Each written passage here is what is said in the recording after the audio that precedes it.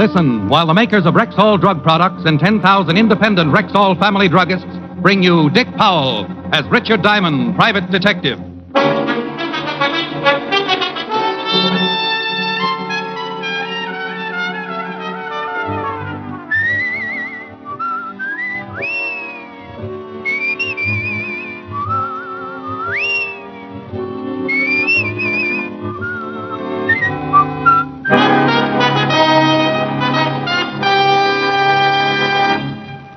Good evening. This is your Rexall family druggist, speaking to you for the 10,000 independent druggists who have made the word Rexall part of our own store names and put the orange and blue Rexall sign on our windows.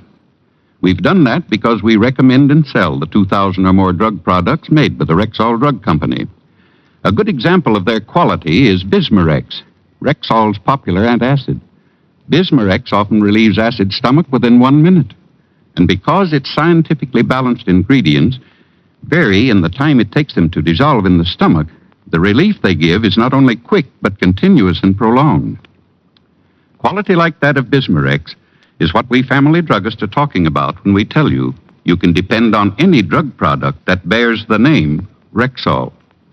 Good health to all from Rexall. Now your Rexall family druggist brings you another exciting half hour with Richard Diamond, private detective, starring Dick Powell.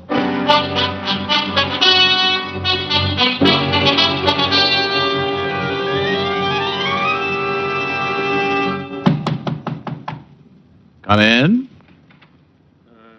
You Mr. Richard Diamond? That's right, but keep it quiet and we'll split the reward. Well, my name is Tobias P. Briggs. He ducked as he edged through the door. If he hadn't, he'd have taken the whole wall with him. Nearly 7 feet, going up with a pair of shoulders that made King Kong look like a before picture for dynamic tension. But being a guy who lives dangerously, I shook his hand, made a mental note to pick up my scattered knuckles, and offered him a chair. Thank you. Mr. Diamond, how much would it cost for you to help me? Well, I usually break my back for $100 a day in expenses. Oh, that's a lot of money. I break a lot of back. Let's talk some more, though. Guys your size usually don't need help. Well, I got the money. Been saving. You see, I wrestled 2, maybe 3 times a week at the Universal Arena. I promised Mike I'd put 1 purse a week in the bank. He was saving, too. Who's Mike? Mike Burton. He's dead, Mr. Diamond. Oh, I'm sorry, Toby. Who was Mike? Well, Mike and me was buddies from the Army. He was a great guy, Mr. Diamond. A real great guy. What happened to him? Mike drove a truck for an outfit here in town. Cross-State Trucking Company. We had enough money saved, we were going to get our own truck, maybe 2 trucks, do our own hauling, be in business for ourselves, you know.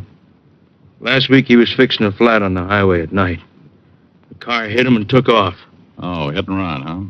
Well, it's a lousy deal, Toby, and I know what you're leading up to. But the police will hunt the guy down sooner or later. I don't handle traffic accidents. Mr. Diamond, I feel maybe it was no accident. Oh? Well, then keep going. Well, last week, night before it happened, Mike says to me, Toby, boy, I got a hunch we're going into business real quick now. He said we might be able to buy our first truck right after his next haul. Mike knew we didn't have that kind of dough ready. What did he say when you reminded him? He gave me a wink and a punch in the arm. You know, like guys do sometimes. Mm-hmm. He's a great guy, Mr. Diamond. Oh, well, I see. Well, look, Toby, the afternoon's pretty well shot anyway. I'll poke around town a little, and if I can find anything to back up your suspicions, I'll take the case. If not, you owe me 2 tickets to your next match. Is it a deal? Yeah, sure. But tell me right away if you know something, huh? I'm in the gym every morning right behind the Universal Sports Arena, 8th Avenue. You know where it is. Oh, sure, yes. Some of my best muscles grew up there. So long, Toby. So... When he walked out, the office seemed to shrink back to normal. I counted my fingers, picked the one with the most circulation in it, and put it to work dialing Helen's number. I told her I might be late for dinner, threw her a kiss over the pipe, closed the office, and headed for the 5th Precinct Police Station and Lieutenant Walt Levinson. Walt was out of his office, but the king of the jungle, Sergeant Otis, was plopped in his chair. Number 14's crossed and resting on the desk like he was expecting a promotion. Hello, Shamus. For a guy who don't work here, you certainly hang around a lot. I could say the same for you, Otis. Where's the lieutenant? He ain't here. No. Well, he ain't. Isn't. Okay, he isn't. And you isn't as smart as you think you is. Oh, hello, Rick. What's up? Oh, hiya, Walt. Nothing, probably. But I'd appreciate a look-see at the hit-and-run files for the last week. Might be a case. Now it's traffic accidents. Diamond, is there anything you won't do for a buck? Sergeant, ask me for the next dance and you'll find out. All right, cut it out, you two. Here you are, Rick. Take this note to Sergeant for our hit-and-run felony detail. It's down at the end of the hall. Thanks, Walt. You bet. Otis. Yeah? Sergeant Otis, do you mind if I sit down now? Oh, yes, sir. Sorry, Lieutenant. Farrar in Hit and Run gave me the case folder on Mike Burton. Except for a few details, nothing different than Toby's story. Only witness to the supposed accident was a man named Roy Cooley, Mike's driving partner. He had made the identification on the car when the police found it deserted the next day. A quick check on the license had shown it to be stolen. So another lead went down the drain. Only the fact that it had been stolen made me think that Toby might have been right when he said it wasn't an accident. I hit the street and grabbed a cab for the Cross-State Trucking Company. From outside the wire fence, there wasn't much to see. A long line of diesel trucks parked side by side. I spotted something that looked like an office and went in. There was a girl inside. No, maybe not just a girl. She parked her bubble gum and gave her blonde upsweep a pat. Can I help you? Well, if you couldn't, I'd kill myself. Listen, mister, if you've got some business here, you better... Honey, I'm looking for Roy Cooley. Know him? That's a good one. Mr. Cooley's my boss. Believe me, I know him. He's not around right now. Cooley's your boss? Well, if you don't mind, I'll wait. What company are you with, Mr. Diamond. Richard. I am, you should excuse the expression, a private detective. A private eye? Gee, I never met a private eye before. I thought it was just a kind of story thing. Well, it is, in a way. My name's Patty. For Patricia. I'm sort of a bookkeeper stenographer around here. Sounds like a big job for just one pretty girl. Oh, you're just saying that. I really was lucky to get such a job, especially when I had no experience. Just 1 week out of business school, and popo, I go to work for a big company at $65 a week. And what is the secret of your success, Miss Carnegie? My second name's Jablonski, Patty Jablonski. Between you and me, Mr. Diamond, the job's a snap. See all those trucks out there? Well, mostly they just sit like that. We don't make more than 10 shipments a week. You know something? The company's been in the red the whole 6 months I've been here. Really? But I like it here. I can dress kind of casual, sweaters and things. Yeah. Tell me, dear, did you know Mike Burton? Gee, I sure did. Did you know him? How come the boss, Roy Cooley, was driving with Mike the night it happened? He was, wasn't he? Well, I guess that's because Tim Lasco quit a couple of days before. Tim used to be Mike's regular wheel buddy. Mr. Cooley was filling in, I guess. Any idea why Tim Lasco quit? Search me. In times like these, when a guy with 5 kids quits his job, he must have had a good reason. You wouldn't have Tim's address lying around anywhere, would you? Right on my desk. A mail and his last check out. I wrote down Lasco's address and paid her off with a few compliments before I left. Tim Lasco's place seemed like the next stop until I saw a couple of warehousemen loading crates into one of the trucks. The crates were marked sporting goods in a big black stencil. And just to keep busy, I found a piece of scratch paper and took down the address they were being shipped to. About that time, a hairy hand reached over my shoulder and made crumpled spitball out of my manuscript. I did a slow turn and saw that the hand was connected to a beer barrel with legs. It talked, too. Looking for something, mister? Who are you? I'm the boss, Cooley. Oh, well, my name's Diamond. The union sent You can me over forget to... that routine. I spoke to the union guys 3 days ago. Beat it, scram. Oh. How come you were driving with Mike Burton the night he was killed? Mister, you're asking for it. There's a little sign on the front gate you can read on the way out about trespassers. This is private property. Now, are you going, or do I call some of the boys? It hurt me to admit that he had the law on his side, not to mention the lump under his jacket from what was probably the new look and shoulder holsters. I figured to do better after a talk with Tim Lasco. 20 minutes later, I was climbing the stairs of a brownstone in Washington Heights. The Lascos lived on the 3rd floor. I straightened my tie and put my best finger forward. Yes? Oh, hello. I'm looking for Tim Lasco. Oh, come right in. My husband is shaving. Who is it, Mary? A man to see you, Tim. Okay. All right. Excuse me. Call me shaving. Sit down. Thank you. Tim, you used to ride with Mike Burton, didn't you? Hey, who are you? What do you want here? Well, I'm a private detective. Name's Diamond. Now, Mr. Diamond, or whoever you are. I don't know nothing. Nothing you hear. Leave my family, leave me alone. Will you go away? Please, go away. Why did you quit the cross-state trucking outfit? Honest, Diamond, I don't know nothing. Look, I've been a truck driver 15 years. I didn't like Cooley's outfit. Most of the work is at night. Too many long hauls out west. I didn't like the job. Tim. Won't buy it. Diamond, try to understand, will you? I got 5 kids. Give me a break, will you?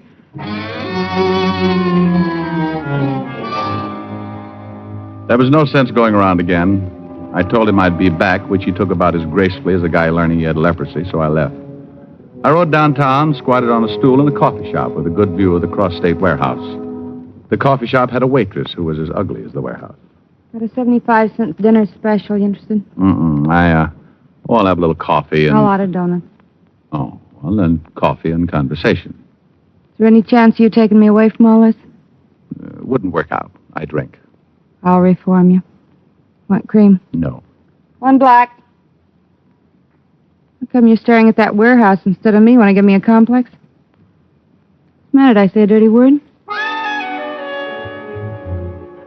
We kicked it around until the warehouse was empty, except for a muscle-bound night watchman who chain-smoked behind the front gate.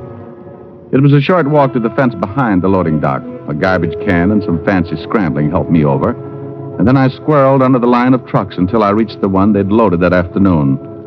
The crates were nailed tight, and it took a lot of scratching and pulling before I wedged one open. About then, I heard 3 pairs of feet echoing down the loading platform. I ducked out of the truck, but that half-open crate must have missed me after all the time we'd spent together because it spilled over and turned loose a shower of baseball bats. I grabbed one since it seemed like a good idea and snuggled up against the huge tires under the truck. Who's there? Hey, Red, you let anyone in? Not me, boy. Whoever you are, Buster, you better come out with your hands up. We got guns. Okay, Red, you and Harry stay out in front of the trucks. I'll go coax our visitor out.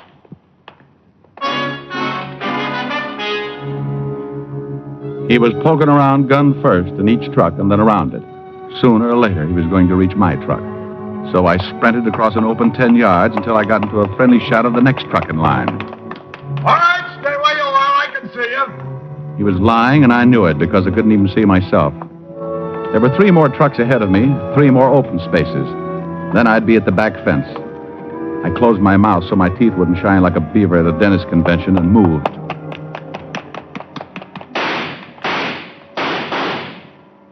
I reached the last truck and waited. The glint of his gun barrel kept coming at me like a one-eyed cat. I held the bat ready. It must have been a well-balanced hunk of wood because it felt like a feather in my fist.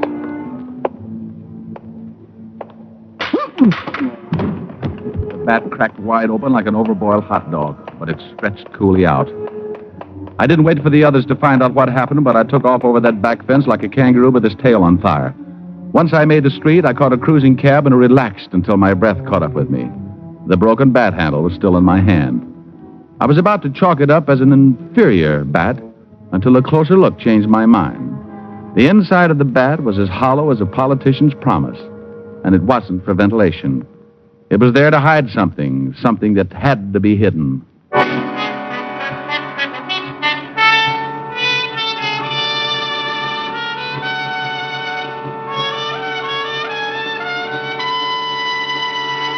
You're listening to Richard Diamond, Private Detective, brought to you by the makers of Rexall Drug Products and your Rexall family druggist. And here he is. A lot of people think that during the summer they don't need to worry about the dangers of vitamin deficiency. But the truth is, vitamin deficiency is no respecter of seasons. You mean we're just as likely to be low on vitamins during the summer as any other time? Exactly, ma'am. And that's why I tell my customers to continue supplementing their daily diet with Rexall Plenamins. What? Plenamins. Rexall's famous multivitamin capsules. You see, ma'am, just 2 Plenamin capsules a day give you more than your daily minimum requirement of every vitamin for which such requirements have been established. Say, that's really vitamin protection. But that's not all. Plenamins also give you valuable liver concentrate and iron, plus other factors of the vitamin B complex. Gee, they sound expensive. On the contrary, Plenamins cost you only pennies a day. But most important, Plenamins wear the Rexall label, and you can depend on any drug product that bears the name Rexall.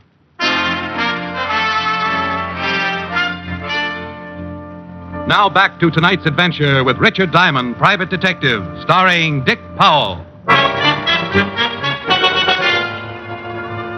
So I had the stump of a hollow baseball bat in my hand and a half dozen theories about why it was hollow. But none of my theories proved any connection between a phony trucking outfit and Mike Burton being killed by a hit-and-run driver. I put the bat under lock and key in my office desk, then stopped at the Hall of Records where Pop McIntyre handles the night watchman chores. Under registered corporations, I found the Cross State Trucking Company and the up-to-now unknown name of Harry Fenner listed as its head. I thanked Pop, then went across town to check through the newspaper morgue at the Tribune. It was an all-night job because I had to dig back to 1926 before the name of Harry Fenner sprang off the yellow pages. He used to be a small-time bootlegger, but I couldn't hold that against him. Some of the biggest bootleggers had gone straight and become used car salesmen. I had breakfast before dropping in at the Universal Gym to see Toby.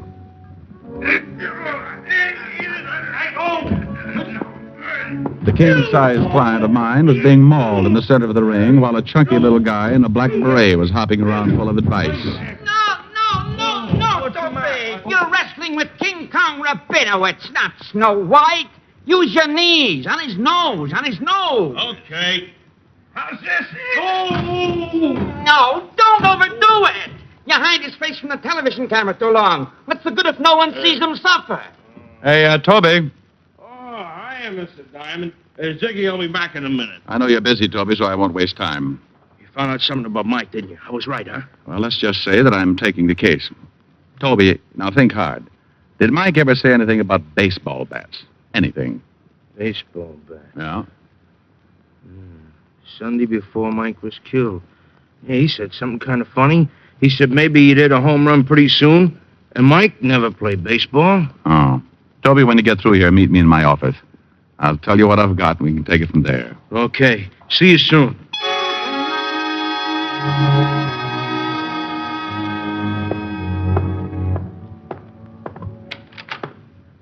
Good afternoon, Mr. Diamond. My name is Harry Fenner. Oh. Well, who are those two bullet-headed characters with you? They're my business associates. Oh, you must be in a rotten business. How'd you get in here? I just had the exterminators over last week. Oh, well, I'm afraid I owe you for a new lock.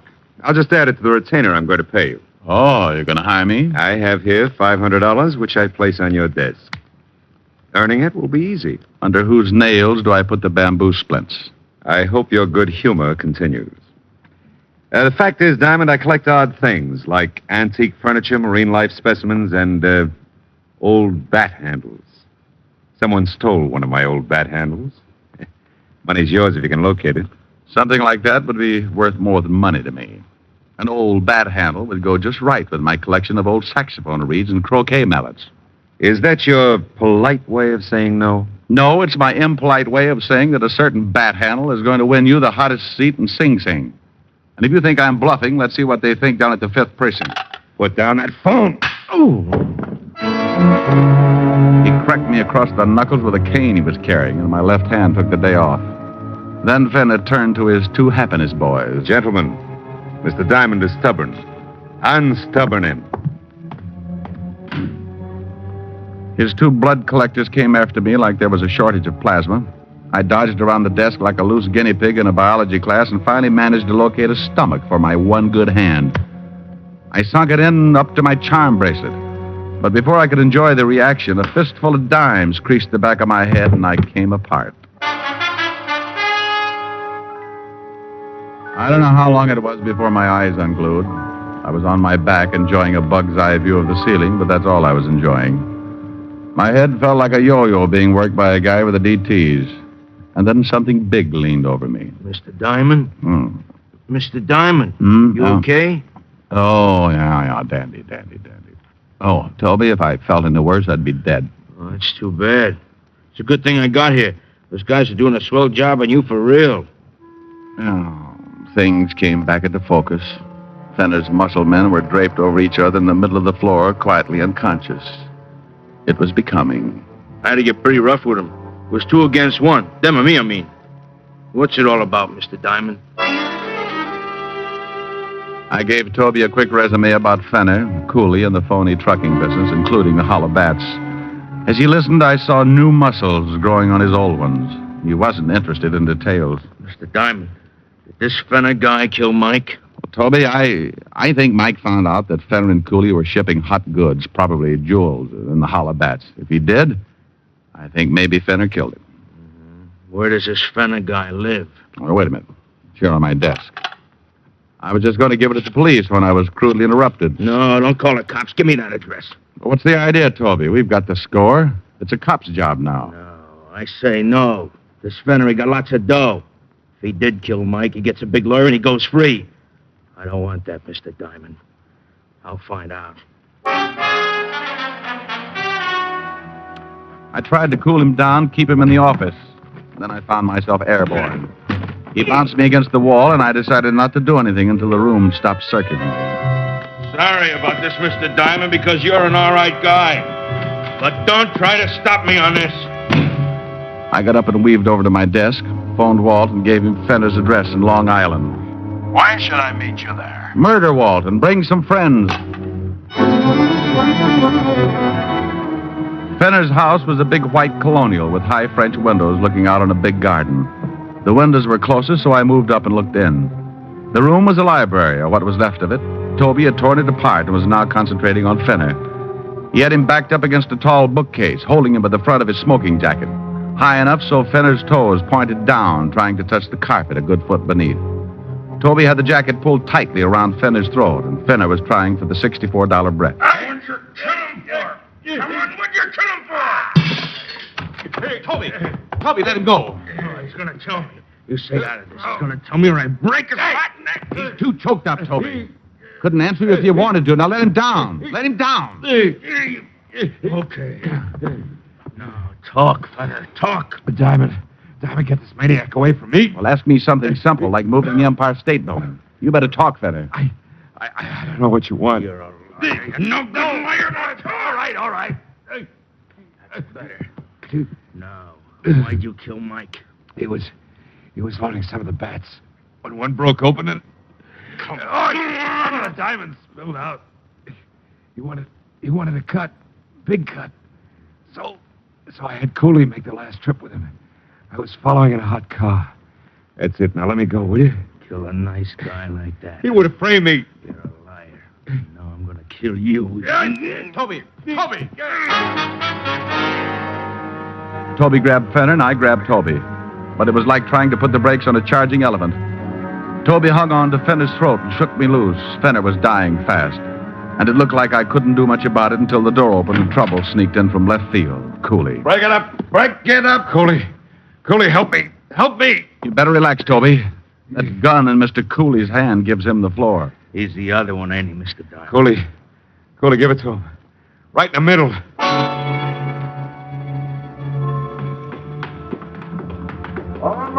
And then I heard the heavenly sound of flat feet. Cooley half turned for a moment, but it was enough for me to push Toby behind a couch and dive in after him. Quick! Cooley, let him have it. Cooley spun back around and tried his luck anyway, but missed.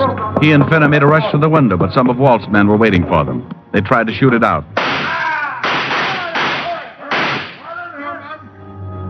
Cooley never got more than 1 foot over the windowsill. Fenner did better, but he was dead when he hit the ground. Rick, are you all right, Rick? Oh, if it wasn't, you'd never hear the end of it. Mr. Diamond, you don't really believe what that punk said about Mike, do you? Mike was a straight guy all his life. Toby, this clean-cut gentleman standing right next to me is Lieutenant Walter Levinson of Homicide. Right. What I tell him is official, so you listen. Look, Walt, Fenner and Cooley were part of a fence setup. Bought stolen goods, sold them out west. The Cross-State Trucking Company was just a blind. Well, that just about cleans it up, Toby. You see, Mike probably suspected something, and they were afraid he'd go to the police. That's why they killed him. Sure, I knew it was that way. Thanks, Mr. Diamond. Well, I better get back to town. Ziggy's got me matched tonight. Good luck, Toby. Thanks. Say, Mr. Diamond, I'd sure like to have you and the lieutenant come watch me wrestle tonight. Thanks, Toby. Maybe some other time. Oh, it'll be a great show. Tonight's my turn to win. Yeah, well, we'll see. So long, Toby. So long. Rank. Yeah? That connection between Mike Burton and this racket didn't sound kosher. Was that for the record?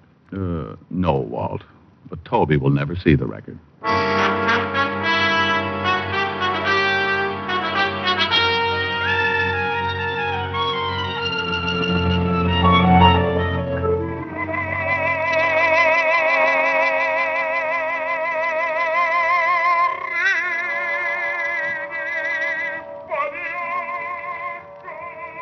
Helen, honey, please.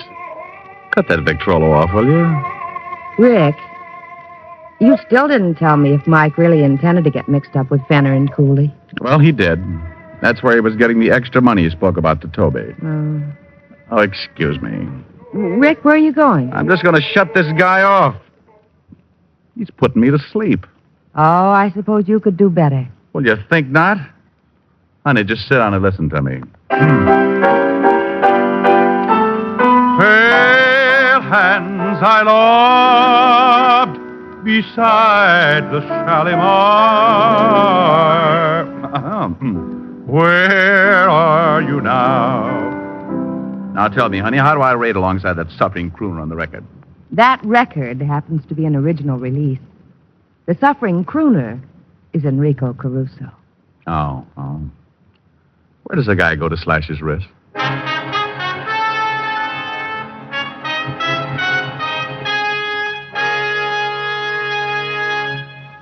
Dick Powell will be back in just a moment. And now, once more, here's your Rexall family druggist. No faster-acting aspirin made. That's Rexall aspirin. Yes, when taken with water, the 5 full grains of pure aspirin contained in every Rexall aspirin tablet are ready to go to work for you even before they reach your stomach. So next time you have a headache, remember Rexall aspirin. There's no faster-acting aspirin made. Ask for Rexall aspirin at Rexall drugstores everywhere. And remember, you can depend on any drug product that bears the name Rexall. Good health to all from Rexall.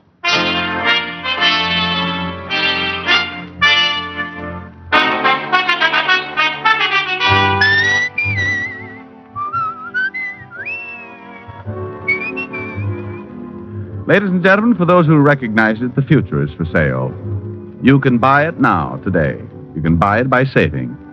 And there's no surer, more profitable means of saving than through the purchase of United States savings bonds. In the first place, United States saving bonds are safe, guaranteed by your country. Moreover, they put your saving dollars to work for you. For every $3 invested today in Class E bonds, you'll receive $4 back in just 10 years when the bonds mature. So make sure of the years ahead with United States savings bonds. Ladies and gentlemen, tonight's script was written by Harold Jack Bloom and Joe Morheim. Music was under the direction of Frank Worth. And this is Dick Powell asking you to listen in again next Wednesday at this same time when we do it all over again. Please listen in. I'm going to hit somebody on the head. Good night, everybody. You have just heard transcribed Richard Diamond, Private Detective, starring Dick Powell. This is Bill Foreman speaking.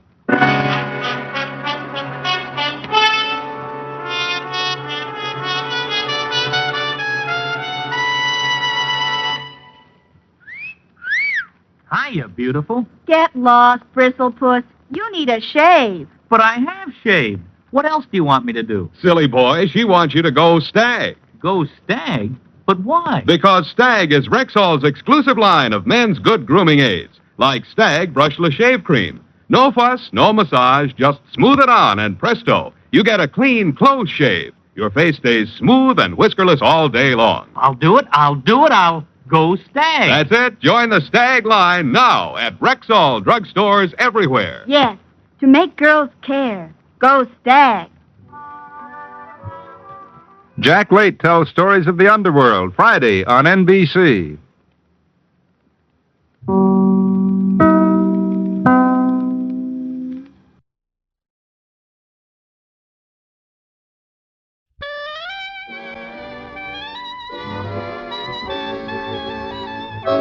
The makers of Camel Cigarettes present Dick Powell as Richard Diamond, Private Detective.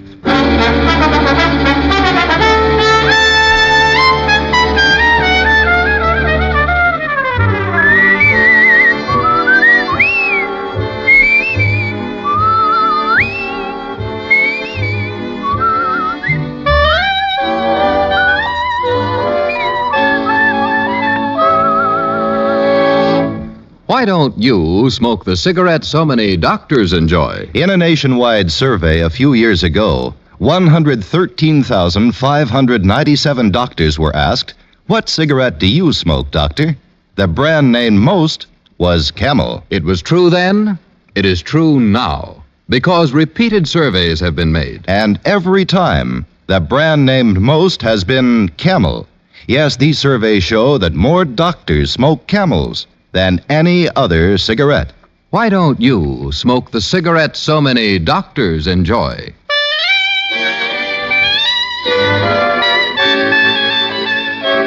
Now we bring you another transcribed adventure with Richard Diamond, Private Detective, starring Dick Powell.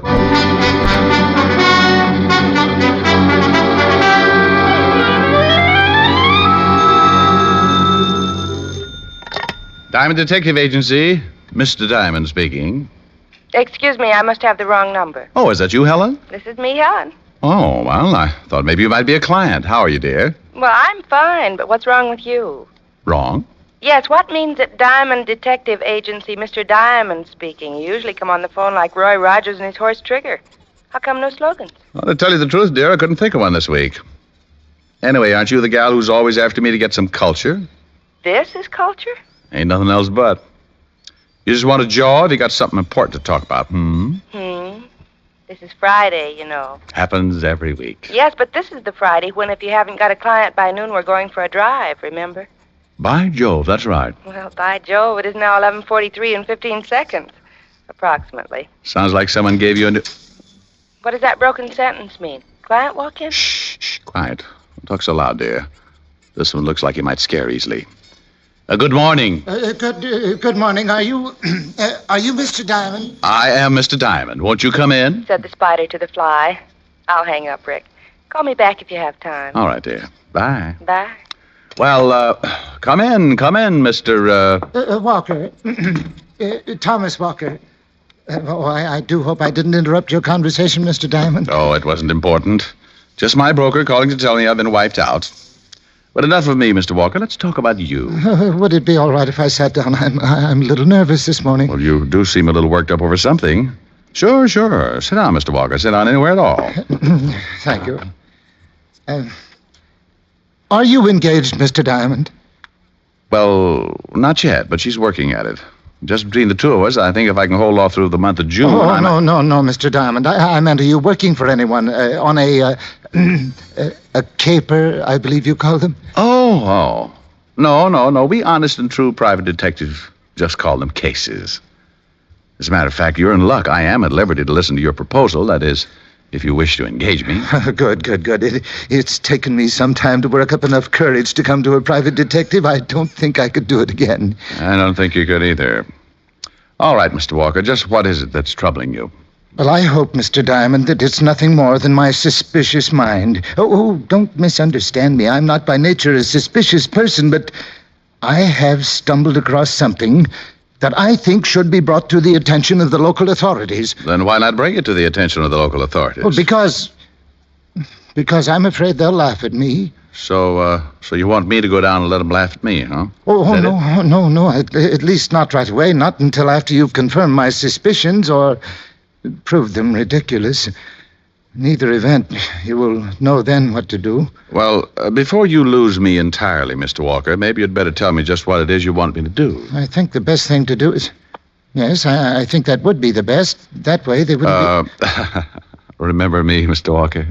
Mr. Diamond, I want you to follow someone. Shadow him is a word I believe you use. Shadow? Yes. You do that type of work, don't you? Oh, well, occasionally. Just who is it you want me to shadow, Mr. Walker? Carter, I believe his name is. Joseph Carter.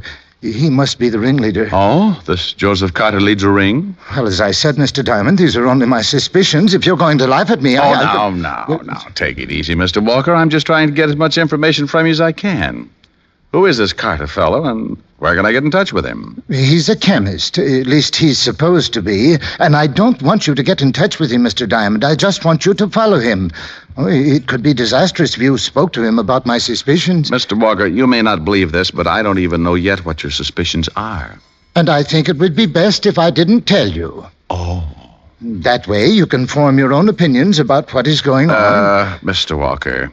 This is getting tougher as you go along. I don't even know where to find this Joseph Carter. I have that all arranged, Mr. Diamond. Rather clever plan, too, if I do say so myself. You see, I'm meeting him for lunch, and he thinks we're going to talk about his wife. By Jove, that is clever. Yes, isn't it? Now, after lunch, that will be around 1 o'clock, I'll drop him off on the corner of First and Elm. Do you know where that is? Uh-huh. Good. Now, my car is a blue Essex sedan. When you see it pull around the corner, you be prepared to follow whoever steps out. Oh, gosh, I haven't done this since the correspondence school sent me my diploma. All right, Mr. Walker, what happens then? Then, Mr. Diamond, you stay with him night and day. You do have operators who work in shifts, don't you? Oh, sure.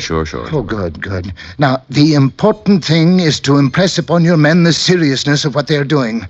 Under no condition are they to let him out of their sight. Oh, that's a cinch. Couldn't you give us something a little harder, like following 4 people at the same time? Well, no. One of them might get suspicious, Mr. Diamond, and that wouldn't do. Oh. Now, about your money. Oh, yes, by all means. My fee is $100 a day in expenses, Mr. Walker. And believe me, you're going to have some... 100? Isn't that a little steep? It's too much, Mr. Walker? Well, no, I suppose not. I'll have to write you out a check. Will 300 be enough? That'll pay you up to Monday. Well, yes. By then, you will have cracked this thing.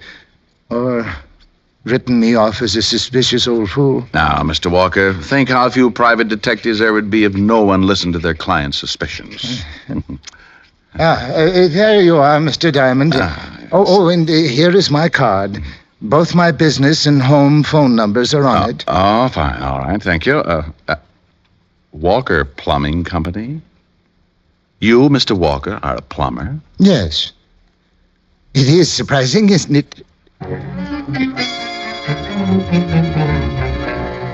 I smiled at him as he went out and then called Helen and broke the sad news. She pouted a little, I cooed a little, and then we both hung up feeling very good inside. I had an hour to kill, so I decided to get a little fresh air. I was half a block from my office building when a whole ounce of imported perfume floated out of a doorway.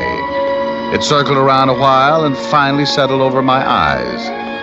What I could see through the haze would have caused any airline pilot to come in for an emergency landing. And even though I don't fly myself, I put the flaps down and kind of slowed up a little. Why, Mr. Diamond, I do believe you're staring. Oh, sorry. Do I know you, please? No, Mr. Diamond, it isn't that good. And of course you know me. Oh, I do, huh? Oh, sure, I remember now. Monte Carlo, wasn't it? Only you were a blonde then, with the moonlight behind you, making a halo for your lovely head, and I'm just ad-libbing, so get me out of this. Who are you, lady? Sandra Browning. And it wasn't Monte Carlo. Come on, I'll buy you a drink and refresh your memory. All right. But I hope we can cover everything in an hour. There's quite a bit of you to cover, isn't there? Heaps. Much too much to run through in an hour. You're, working on a case, then? The luck of Ricky Diamond. Yes, Miss Browning, I am in the midst of what my client calls a caper. Go on the payroll at 1 o'clock. I see. And, just who is your client, Ricky? We were going to talk about you, remember? Oh, but I'm so dull, Mr. Diamond, and you're so fascinating. True, yes. This place look all right? Fine.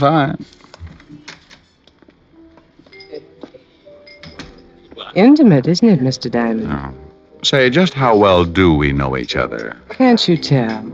Honey, right now I probably could even tell you my name. And, I'm beginning to need that drink more and more. Shall we go mingle with those strangers? Stranger?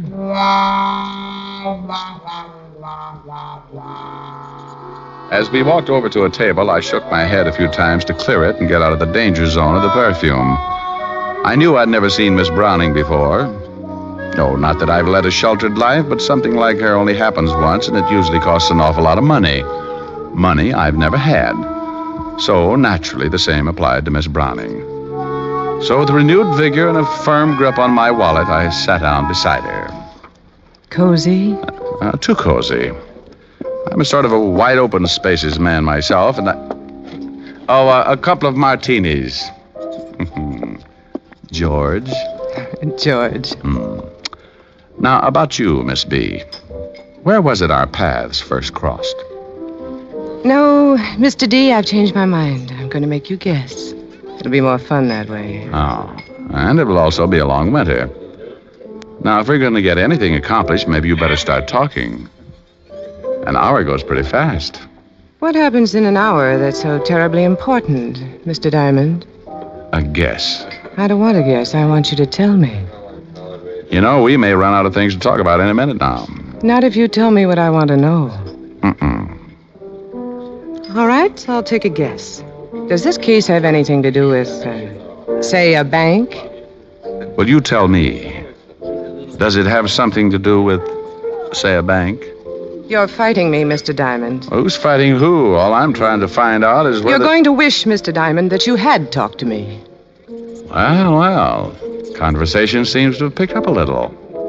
But we might as well save your breath, Sandra. I ain't talking and you ain't talking. So, if you'll excuse me, I have to make a telephone call.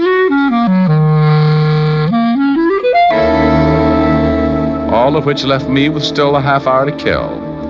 I paid the check and then dropped by the 5th Precinct to say hello to Walt Levinson. He was sleeping, so I tiptoed back out and headed for the corner of 1st and Elm.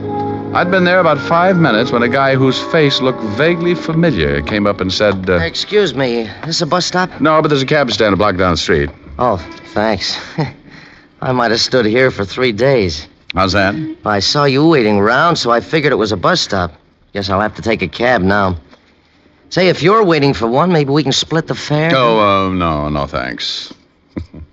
Funny. I'd swear you were hanging around the 5th Precinct when I came out.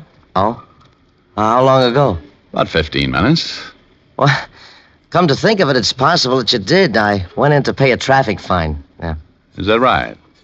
Speeding, was it? Yes, as a matter of fact, it was. Those things do happen, you know. Oh, yes. Of course, the really interesting part about all this is that the 5th Precinct doesn't accept traffic fines. You have to go all the way downtown to pay them. You're kind of a smart aleck, aren't you? Oh, yes, life of the party. Just give me a lampshade and a bustle, and I'm a... Hey, what's the idea? A car spun around the corner just as the guy shoved me. I landed in the street, but rolled over in time to see the front door open and a body come spilling out, sliding to a stop against the curb. The guy with the phony ticket hopped on the running board, and the blue Essex sedan lost itself in the uptown traffic.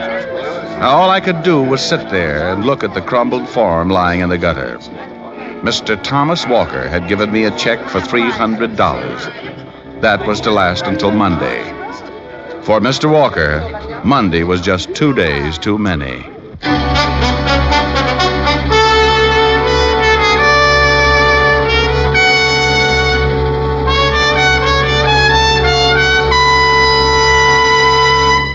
Before we continue with Richard Diamond, here are a few words about smoking enjoyment. After all the cigarette mildness tests, including the famous 30-day Camel test, Camel leads all other brands by billions. Here's how you can make your own 30-day Camel test. A sensible test of cigarette mildness based on steady smoking. Smoke Camels, and Camels only for the next 30 days.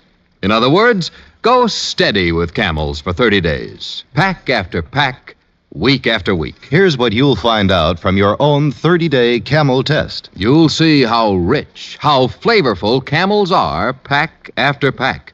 You'll discover how well Camels get along with your throat, week after week. That does sound like a sensible way to judge a cigarette, doesn't it? So why not start your own 30-day Camel test tonight? It won't take you long to find out why Camel leads all other cigarettes in popularity by billions of cigarettes per year. How mild can a cigarette be? Make the Camel 30-day test and you'll see. Smoke Camels and see. And now, back to Richard Diamond, Private Detective, starring Dick Powell.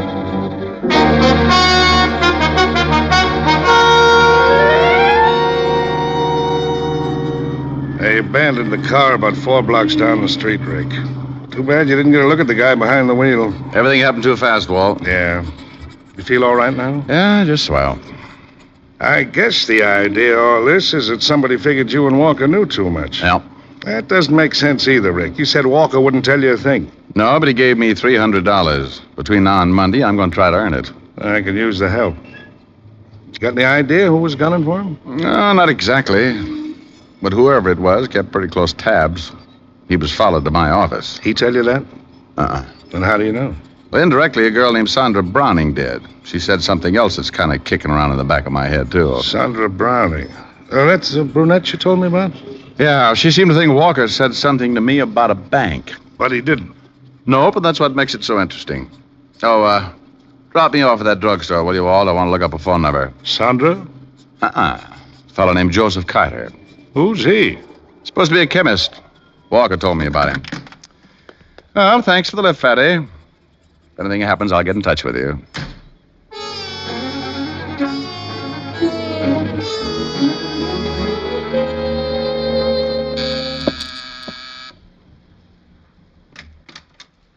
Mr. Carter? Oh, yes, that's right. Well, I'm a private detective. May I come in? I'd like to talk to you. You, mean about my wife, Mr. Diamond. Oh. Richard Diamond. What about your wife, Mr. Carter? Well, nothing. I merely supposed. I mean, after all, you said you were a private detective. Oh, yes, but I don't handle divorce cases, Mr. Carter. Oh, I see.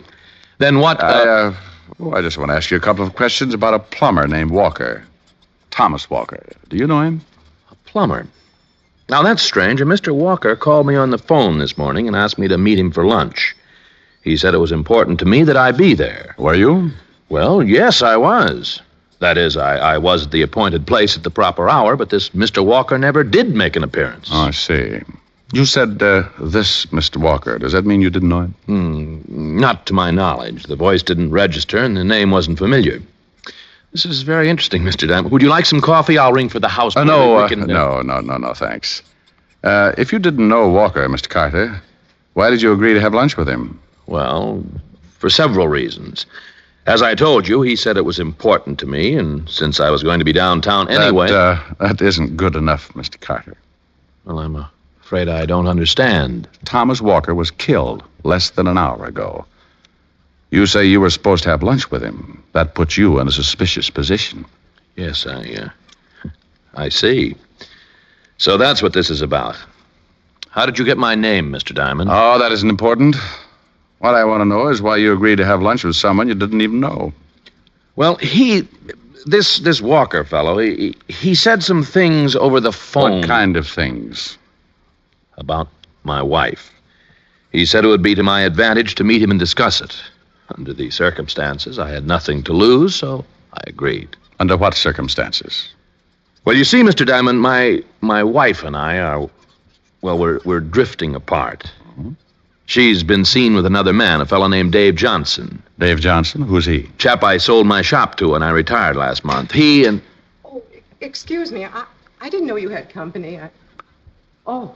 Well, come in. Come in, Sandra. We were just... No, I won't disturb you. Go right ahead. Oh, yes.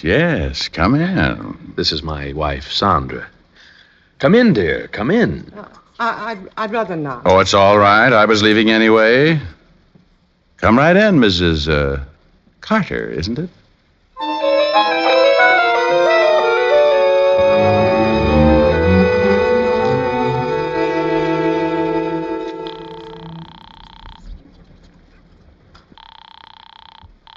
Lieutenant Levinson. Anything break, Fatty?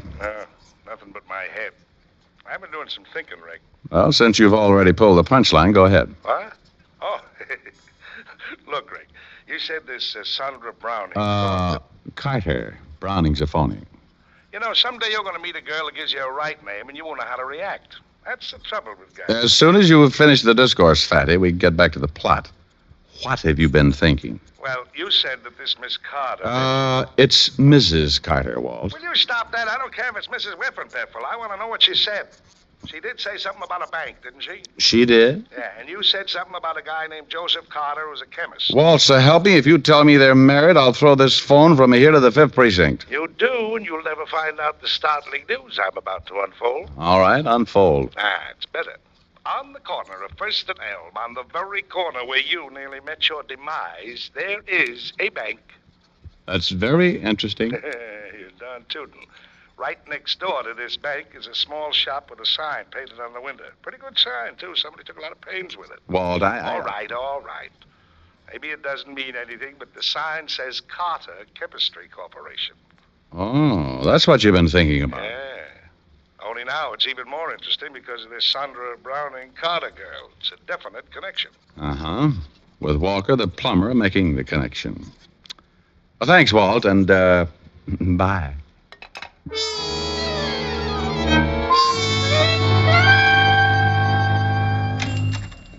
Oh, hello. Hello?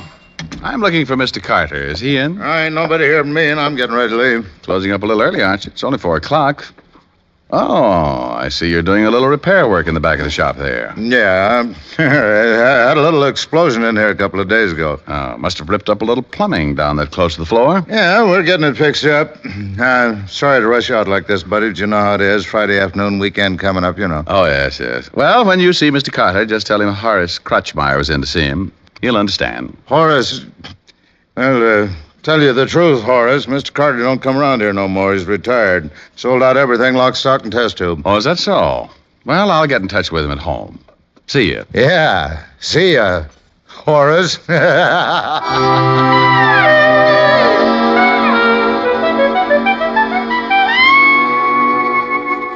You know, this could turn out kind of silly, Rick. What if they don't show up? Oh, they'll show, Fatty. I checked the floor plan of both buildings. Got it figured they'll break through about here. How many of them do you think there'll be? Just 3. If they knocked off Walker because he got suspicious, they won't cut anybody else in. Is Carter in on this, Rick? It's his chemistry shop, isn't it? No, not anymore. He sold out to a guy named Dave Johnson. You'll meet him as soon as they blast the wall out. And the one I'm anxious to meet is this Sandra Browning Carter. Sounds like quite a dish. Not my type, Walt. I like him a little more tender. What's the other guy's name, the one who shoved Walker out of the car? Don't know yet. I met him in the shop this afternoon. Well, you'll like him, too. He's got sort of an ingrown face. You know, you gotta hand it to him, Rick. It's a pretty slick stunt they're pulling. Buying the shop next door to a bank, digging through the wall, and... Shh. There they are, Walt. Maybe we'd better get over here. Right.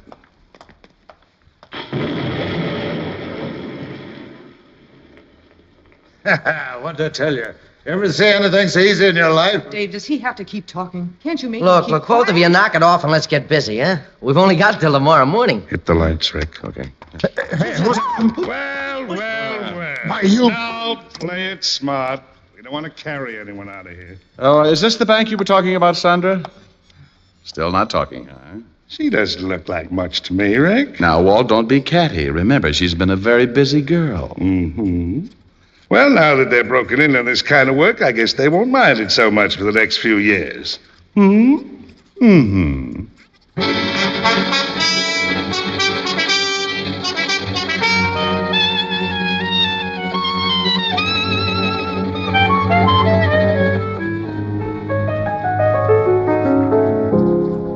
But, Rick, why did Walker want you to follow Joseph Carter? He didn't have anything to do with this, did he? No, but Walker thought he did. He tumbled to what was going on when he went in to repair the plumbing. Naturally, he figured Carter was behind it. Ain't I getting smarter as the months go by? Uh-huh. And speaking of months going by... Yes, dear. It will soon be June, you know. June? Oh, now there's a month to conjure with. Oh, do you mean it, Rick? Oh, sure, June must be about my favorite. Let's see now. Don't I know a song with June in it? Oh, Rick. Let's see, June. Kind of a strange name to me, but, well, this might do it. Oh, it's a long, long while from May to December, but the days grow short when you reach September, when the autumn weather turns the leaves to flame. One hasn't got time for the waiting game. Oh, the days tumble down to a precious few. September, November, remember. And these few precious days I'll spend with you. These precious days I'll spend with you. Why, you faker, you. There wasn't a single June anywhere in that song. Come to think of it, there wasn't. You want to try again? I guess not. Something else you'd rather do? Honey, what an opening that is. Come here. Now, that's what I've been waiting for. More. More? More? Honey, stop. If this keeps up, I won't be able to hold off till June.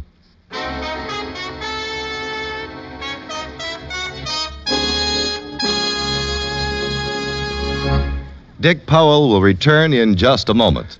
What's America's most popular cigarette? Camel is in the lead by billions of cigarettes per year. One reason is Camel's rich, full flavor. A flavor no other cigarette has. And another reason is Camel's pack after pack, week after week mildness. Tonight, start enjoying the one cigarette America enjoys most. It's Camel, of course. Yes, of all the cigarettes on the market today, Camel is in the lead by billions of cigarettes per year. How mild, how mild, how mild can a cigarette be? Smoke Camels and see. Here's Dick Powell with a special message. Thank you. Ladies and gentlemen, to bring a little extra cheer and comfort to our hospitalized servicemen and veterans, the makers of Camels send them thousands of packs of gift Camels every week. This week, the gift Camels go to Veterans Hospitals, Clarksburg, West Virginia, and Miles City, Montana. U.S. Naval Hospital, Corona, California. U.S. Army Station Hospital, Carlisle Barracks, Pennsylvania. The Military Air Transport Service, which evacuates virtually all overseas wounded personnel. Now, until next week, enjoy Camels. I always do.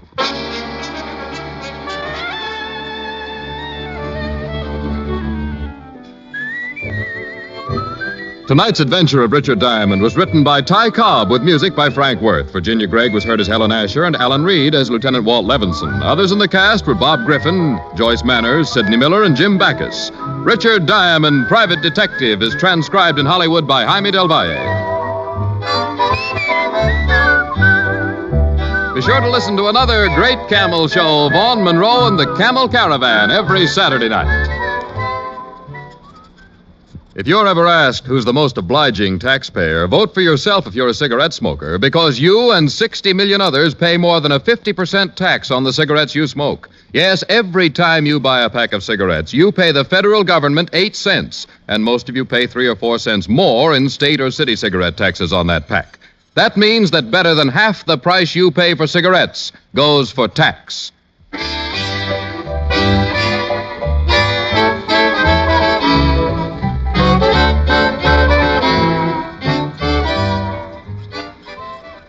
Listen next week for another exciting adventure of Richard Diamond, starring Dick Powell. Now stay tuned, for This Is Your FBI, followed immediately by Ozzie and Harriet over most of these stations. Here's Dick Powell as Richard Diamond, Private Detective.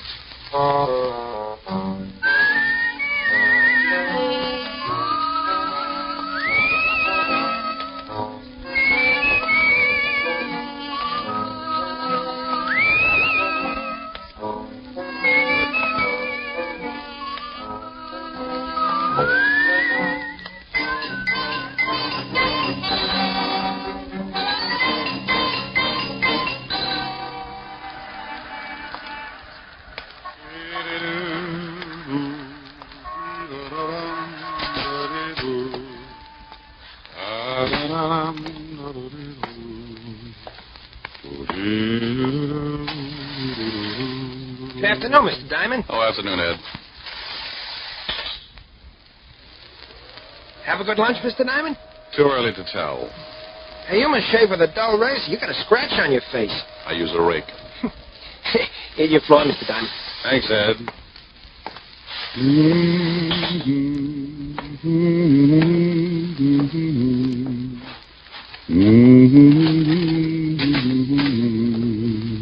Well, customers. Good afternoon, gentlemen. What can I do for... Oh, that was nifty, Ziggy. Is that Diamond? Yeah, Chino. That's him. Pick him up and drag him over to the chair, Ziggy. Sure thing, Chino. He's really out. Yeah. See if you can bring him around. Be a shame if he missed anything. Chino, would you mind holding my ash can handle? It might break his jaw. A pleasure, Ziggy. Diamond. Diamond. He looks like he ain't gonna make it. Maybe you slapped him too hard. You hurt me, Ziggy. You know how careful I am. Here, try to spit your water. I felt like I was lying in the middle of a crowded sink and someone had piled all the dishes on my head. They turned on the faucet and I floated up with a dirty coffee cup and took a look around. I treaded water and squinted through my dewy eyelids at two of the ugliest dishwashers I'd ever seen. He's twitching. Oh. See, Ziggy, he's just lazy. Diamond, let us know when things start making sense. Oh, that's a dirty trick. Oh, he's talking screwy. What's a dirty trick, Diamond? I'm stuck in the drain. I think you hit him too hard. He's liable to be talking like that from now on. Give it time. Diamond, you'll pull yourself out. Yeah. How did you monkeys get in here anyway? He's back. Now go to work, Ziggy, but keep him with us. Hey, wait a minute. Oh. That's enough, Ziggy. Can you hear me, Diamond? He don't like it. He's going to be hard to get along with. Belt him across the ears. He'll listen. Hear me now? He's nodding his head. I guess he wants to keep his mouth shut so the teeth don't fall out. Fine. Now listen, Diamond. When you get a call from a Mr. Barton, turn down the job. Understand? Ziggy, see if he's tuned in. Oh. Yeah, Chino. He says now he's got his shirt on. Remember, Mr. Barton, you don't want to work for him. Think he gets it? Sure, Chino, but he looks tired from the strain. Oh. Then put him to sleep, Ziggy. Nighty-night time. He didn't have to say nighty-night. It was only 2 o'clock in the afternoon. He tapped me once more with a galvanized sleeping pill and tucked me away for a rest. The next thing I knew, a pair of gray suede gloves were patting my sore face. Maybe he didn't want to leave any fingerprints on my bruises. Mr. Diamond, can you hear me? Oh, you know, this can get monotonous. Go away. Should I call the police, Mr. Diamond? What? Oh, I was expecting uglier company. Could you sit up? I'm getting some of your blood on my shoes. That's tough. I'll turn it off. I'll bet your name's Barton. Why, that's right. How did you know? I'm lucky. Now get out of here. But I want to talk to you. I just had one long conversation, but it was too one-sided. Go on. My health is doubtful, but it's fun to have it around for company. Maybe $500 would pick you up? It might, for a while, but I don't like to waste that kind of money on funerals. $750? So they line the coffin with velvet. 1,000. You're begging to make a short life sound practical. If you do the job successfully, there'll be another 1,000. You just bought yourself a corpse. Let me wash up. Talk some more. I can hear you. It's my son, Roger. He thinks he killed a man. He thinks? What do you want me to do? Find out for sure so I can brag about it? Ever heard of a John Alter? Sure. Walt Levinson sent him up 5 years ago on a manslaughter rap. Well, he doesn't like it up there, and he'd like to get out. I don't blame him. What's this got to do with your son? I'm chairman of the parole board. Oh, you look much better now, Mr. Diamond. I can't stand the sight of blood. It doesn't bother me. It happens every week. So, you're the chairman of the parole board? Yes, some of Alter's friends promised to keep quiet about my son if I let Alter go free when he comes up before the board next week. And you think maybe your son was framed? Yes, about a month ago, he met a girl in Florida. Her name is Lenore Brown, and she's a friend of Alter's. How did they spring the frame? I beg your pardon? You must associate with a higher type thug. Spring the frame. Made it look like your son killed somebody. Oh. Well, when Roger, that's my son, went to pick up the Lenore girl at her apartment, he found her struggling with some man. That happens. It looked like he was trying to kill her. There was a gun on the floor, and she called to Roger for help. He picked up the gun and shot the man. She told Roger he had killed him and that he must get out. When we went back, they were both gone. About a month later, some of Alter's friends got in touch with me. Oh, and they forget about the killing if you let Alter out of Sing Sing. That's right. I don't remember reading anything about it in the papers. Well, you're the first one outside of Alter and his friend who know anything about it. You see, they say they're hiding the corpus delicti, so there was no report of the murder. Keeping a stiff handy isn't that easy. Why didn't you call the law? If my son did kill this man, that's the first thing I intend doing. But I have a feeling this man is not dead. Oh, you think maybe they staged the killing? Put blanks in the gun, and after your son beat it, the stiff walked out under his own steam? That's what I want you to find out. If my son is innocent, I want you to bring the parties responsible to justice. Amen. Here's a check for $1,000. If you find the girl and prove my son innocent, there'll be another 1,000 in your pocket. I'll sew up the holes. Well, thanks, Mr. Barton. I'll start right away. Goodbye, Mr. Diamond. You can reach me at the Wentworth Hotel. I'm staying there until this matter gets cleared up. I won't get in touch with you unless I find something. The guys who worked me over are pretty set in their ways, and there's no sense in you tripping over a lot of dead bodies.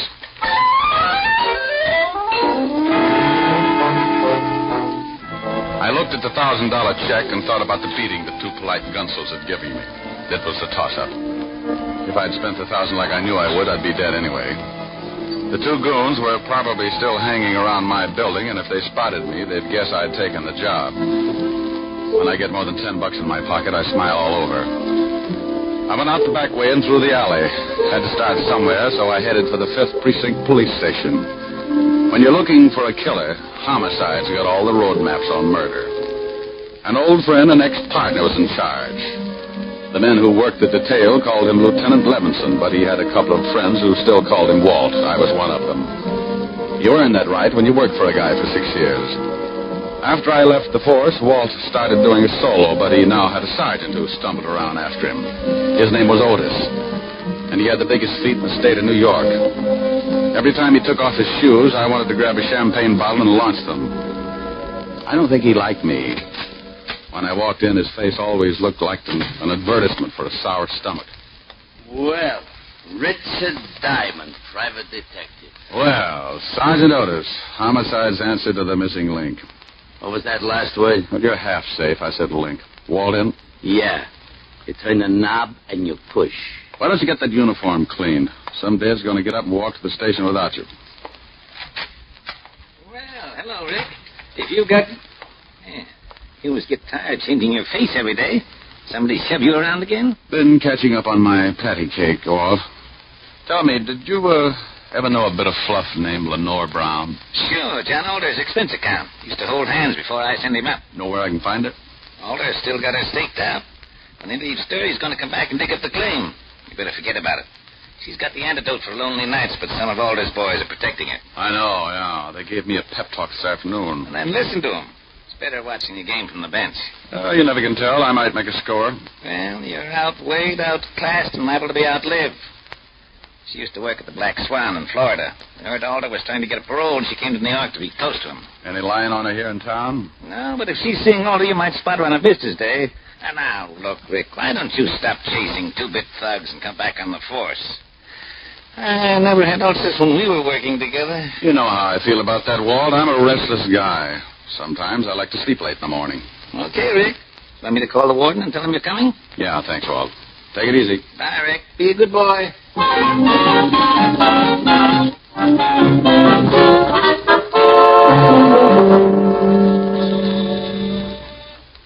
Yes, Paul? Mr. Richard Diamond to see you, Warden. Oh, send him in. You can go on in, Mr. Diamond. Thanks, Paul. Well, Rick, how are you? It's been a long time. I know a lot of guys who wouldn't like to hear that, Warden. How are you, Jim? That's right. What's on your mind? I hear Johnny Alter's been having company. I'd like to take a look at her. Oh, Miss Brown. Well, I can't blame you. I just want to spot her and see where she goes. You can't miss. If she walked through the yard, there'd be a jailbreak tomorrow. What time are visiting hours? Well, if she's seeing Alter today, she should be downstairs right now. Pardon me a second. Yes, Warden. Paul, has Lenore Brown come in today? Yes, she has, Warden. She's in seeing Alter right now. Thanks, Paul. She's downstairs, Rick. Like to take a look? Yeah. I'll have Paul take you down. On second thought, I'll go myself.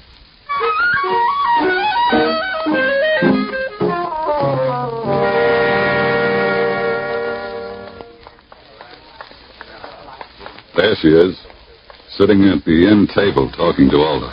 Oh. Now I know why Alter needs a lot of money. She's wearing enough mink to carpet Radio City. You should get a load of her on a warm day. Coat doesn't stop me. She'd show up, even if she's wearing a tent. How long has she got with Alder? About another 5 minutes. Warden, maybe I'll let you put me away for a couple of years. With something like that to look forward to on Visitor's Day, I might go for the change. Well, you'd get tired of just talking. Think what you could do on the outside. Yeah, I am, but it would probably send me right back up here. You want to stick around till she's through talking? Thanks, Jim. I'll wait in front till she comes out.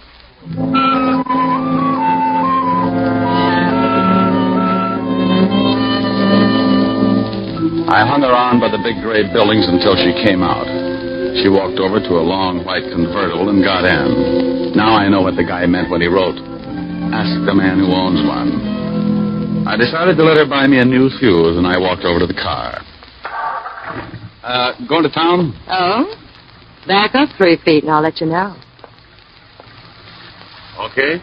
Mm-hmm. Your tailor couldn't do all of that. Thanks. Get in.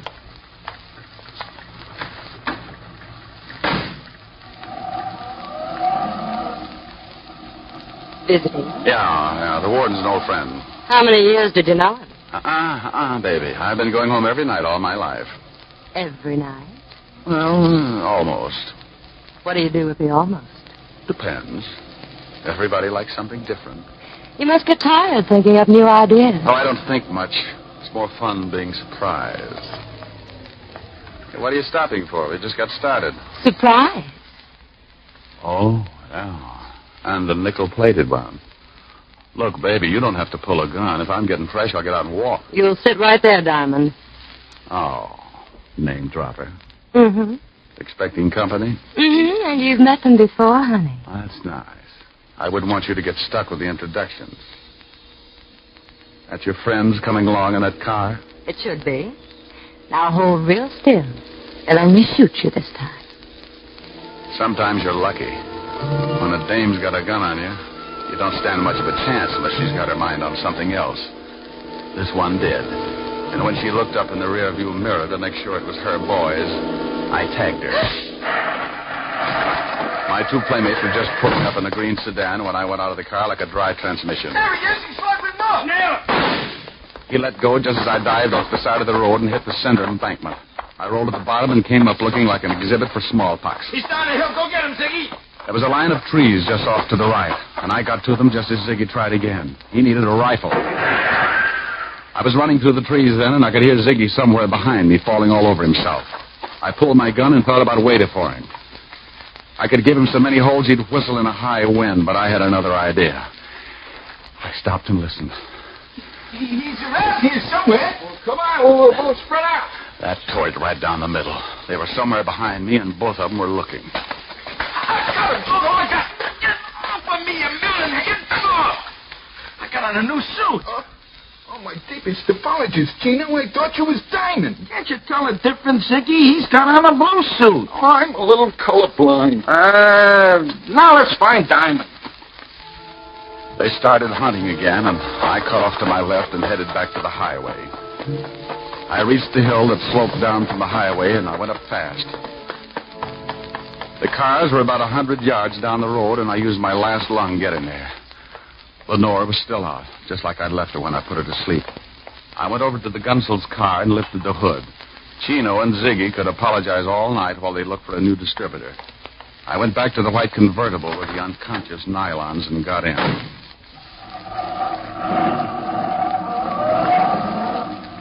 I noticed something lying on the seat. It was her purse, and she didn't wake up when I grabbed it. Doing a rummage job at 80 miles an hour isn't easy. But there wasn't much of interest anyway, just a little black book. I needed a gimmick, so I stuck it in my pocket. I put the purse back on the seat just as she started coming around. Wow, now that's it, baby. Sit up and look at the pretty scenery. How did you get here? Where's Ziggy and Chino? Playing Peter Pan. Jaw hurt? Yes, you heal. Play rough and you get hurt. Where do I take you? My apartment, I guess. You're going to ask a lot of questions, and I don't talk much. We might as well figure out something to fill in the lull.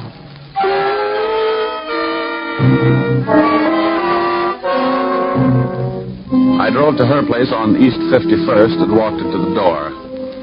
She looked at me like a fat woman eyeing a French pastry, and her mouth slipped down to her shoelaces when I gave her a peck on the cheek and left her standing with an old front doorknob in her hand. I knew she wasn't going to spill anything, even if I got her drunk. Besides, she could probably drink Tony Galeno under the table and still be sober enough to play hopscotch. I went back to the office and took out her little black book. There were a lot of names, and some of them I knew. Chino, and after it, likes his work. And Ziggy, and after his name, has own gun. Yeah, Richard Diamond, too. I never did figure out what the 3 stars were for. I'd forgotten all about my date with Helen when the phone rang. Yeah? Hello, Rick. Oh, Dixie Fangwu Sunday Top Joy Para. Now, Fong-Woo, call Mr. Richard Diamond to the phone chop-chop. He's got a date and she doesn't like being stood up. Hello, Helen. Hi. What was all that about? Forget you had a date with me? Yeah, I did. And I'm sorry, baby, but right now I'm being chased like a hopped-up fox, and I haven't had time to curl up and relax. You're impossible. I know it. Want your sorority pen back? Well, I'll make up my mind when you get here. I'll give you my Lone Ranger magic decoder. You fool. Are we still going steady? Oh, yes. Rick, when am I going to see you? Oh, honey, right now I got some reading to do. Why don't you go to a movie? Little Women Past the Senses. I'll be over later. I'll probably end up marrying an usher. Don't be too late, Rick. I won't. Besides, we get along better early in the morning. Bye. Bye, baby. I sat there for a minute thinking about Helen Asher and wondering why I hadn't learned how to butter my bread. She was everything a guy should want. $10 million playing multiplication in a fat trust fund. A figure that would snarl of any quiet intersection, and a mind that would give a master's degree in inferiority complex. Diamond, you fool, you. Well, Lenore Brown's little black book was a poor substitute for an evening with Helen, but 3 items put me in second gear. They weren't hard to find. Take out all the men's names, and there they were, 3 addresses. One was in the village, another in Harlem, and the last was somewhere in Chinatown. All of them were a setup for a dead man who wanted to make himself scarce. I wanted to talk with Barton before I started hunting, so I called the Wentworth.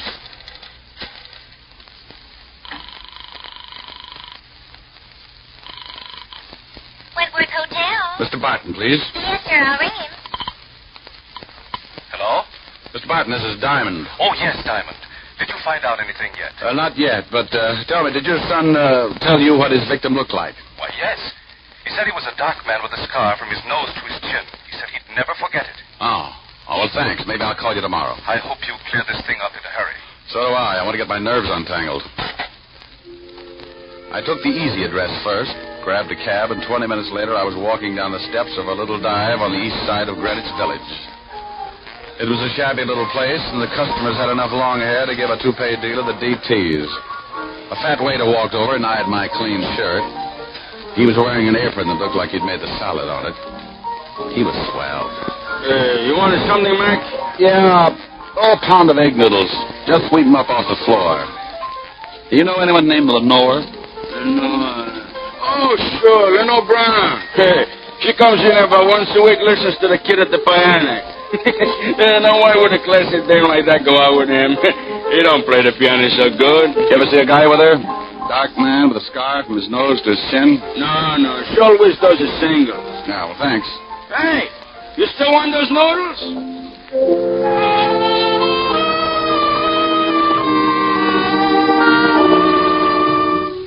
I walked out, got back in the cab, and marked off Greenwich Village in the little black book. The second address was on the fringe of Harlem, the Hill, they call it. The night was black, and the fog had rolled in off the East River and staked out a claim all the way to Lenox Avenue. As I walked up to the old brownstone, my nerves started screaming SOS. I I stopped cold and looked down at two gleaming eyes, like two pieces of polished glass shining in the glare of the dim street lamp. As I got used to the darkness, I could make him out. He was a big, white, battle-scarred bulldog, and he had some ideas of his own. He started shuffling in slowly, jerking back his lips and showing a row of white teeth. Hold it, Lucifer. I hadn't heard him come out on the porch. He was a big man wearing an off-white undershirt. And from what I could see, he looked meaner than his dog. The animal stopped, but he kept facing me, showing off his toothpaste smile. He won't hurt you, mister, unless I tell him to. I'll think about it for a while. I'm a poor substitute for horse meat. What do you want? Do you know a Lenore Brown? You a cop? Shamus. Beat it, Lucifer. Thanks, pal. I couldn't hold my breath much longer. You can come up on the porch. You're looking for Lenore Brown, huh? Yeah, know her? I met her. My wife works for her. Is your wife in? Yeah.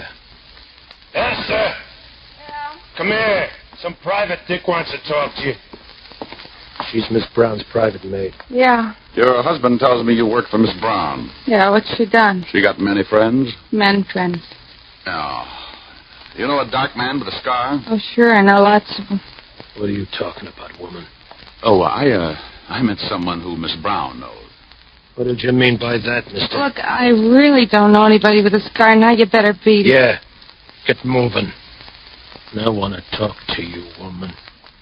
Get in there. Yes, honey. I knew she was going to get bruised, but he looked rough enough to cut my windpipe, and I wanted someplace to pour my coffee down in the morning. So I got out of there fast and headed for the last address in the little black book. The place was on one of those narrow, dark streets. It was so quiet you could hear yourself change your mind. A sign above the door read Tangy, so I pushed it open and went in. If I didn't find the man with the scar here, I was out on strikes. It was a little restaurant on the bottom floor of a two-story building. A quiet waiter slipped up and showed me to a booth. He shoved a menu in my hand and disappeared before I could ask him anything. The place was empty except for an old couple sitting near the door. The waiter said something to them, and they looked quickly over at me, and then they left in a hurry. The room was completely empty now. Even the waiter had disappeared. I looked up at a flight of stairs at the far end of the room. A pair of very healthy ankles came into view, and they were holding up a pair of legs that ran my blood pressure up to 190 again. I eased my gun out and held it under the table. Lenore turned the corner and started down toward my booth like a loose snake in a rabbit pen. Mind if I sit down? It's your party. Shame on you. Don't you know it's not nice to pilfer a lady's handbag? Now, Mama will have to thank. Looks like the last address paid off. If you're buying shrouds, it did. Where's the guy that young Barton was supposed to have killed? Upstairs. But he's very unsociable. Hates long conversations. I only need a couple of lines. He can't even do that. He likes to keep on breathing. Old man Barton figures Alter framed his son. He's not going to let your boyfriend out of Sing Sing until he finds a man with a scar. Think he can do better than you did? Well, I found him. Was it worth dying for? I don't know. I can tell you better after I talk to him. Mama's going to have to spank sooner than she expected. Come in, boys. Well, look who's here. Are Mama's two big idiots out collecting blood again? Where are your buckets? Oh, he's bitter. Present! You've met Chino and Ziggy before, haven't you? Yeah, on the end of a fist. They want to show you the town. I know the beat. I'll bet you've never seen it from the bottom of the East River. No, but if you'll put on a bathing suit, I might buy the idea. Too bad we'll never make the beach together. I'd like to show you the sights. Boys, you better help Mr. Diamond out of the booth. I think he's stuck. You know how it is. The boys like to keep moving. So do I. I shot once and caught Ziggy in the stomach, and I dumped the table over on Chino. He grabbed like he was going to waltz with it. I didn't even have to get up. I just shot him through the cover chop. Lenore was out of the booth fast and running for the stairs. Look out, Tony, look out! I caught up with her at the foot of the stairs, and as she started up, I saw him, standing on the upper landing, scar and all meaning gun in his hand. He missed me, but nailed her halfway up. She spun around and fell all over me. But I point a gun pretty good from a prone position.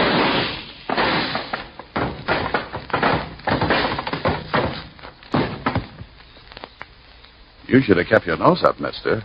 A bad landing washes you out.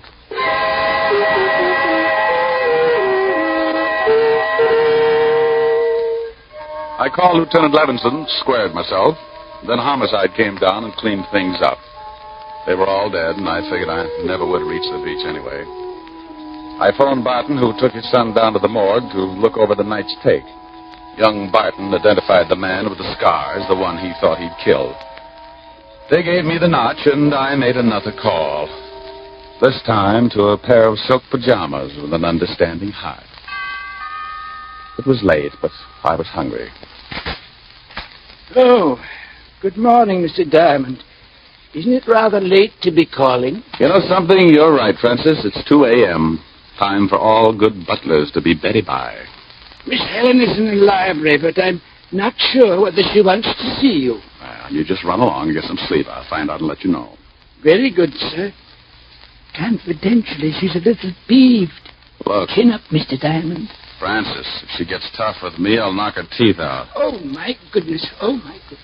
Francis, is that who I think it was? Oh. Hi. The food was cold a long time ago. So's my date. I'm sorry, honey. Oh, that's all right. The fire's almost burned down. It's 2 o'clock in the morning, Mr. Diamond. I've sat through 2 features of Tom and Jerry and the 4th chapter of Batman Hops a Freight. Come on, don't scold, baby. I haven't in weeks, but I've been rehearsing this for the past 2 hours, and you're going to listen. And that's another thing. You never play when I want you to. Only when I've got you on the carpet. That sounds like fun. Now, stop being glib. If you think for 1 minute you can turn me into... Out of your face with the sunshine, put on a great big smile. Now, stop that and listen to me. Okay, I'll shut up. Well, go on. Oh, now you made me forget what I was going to say. Well, if you can't remember, honey, hold a good thought.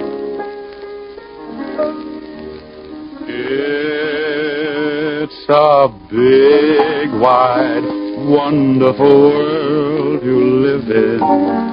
When you're in love, you're a master of all you survey. You're a gay Santa Claus. I just remembered. Too late now, honey, I'm rolling. There's a brave new star-spangled sky above you. When you're in love, you're a hero, a Nero, Apollo, the Wizard of Oz. Oh, Rick, how do you do it? You've a kingdom, power and glory.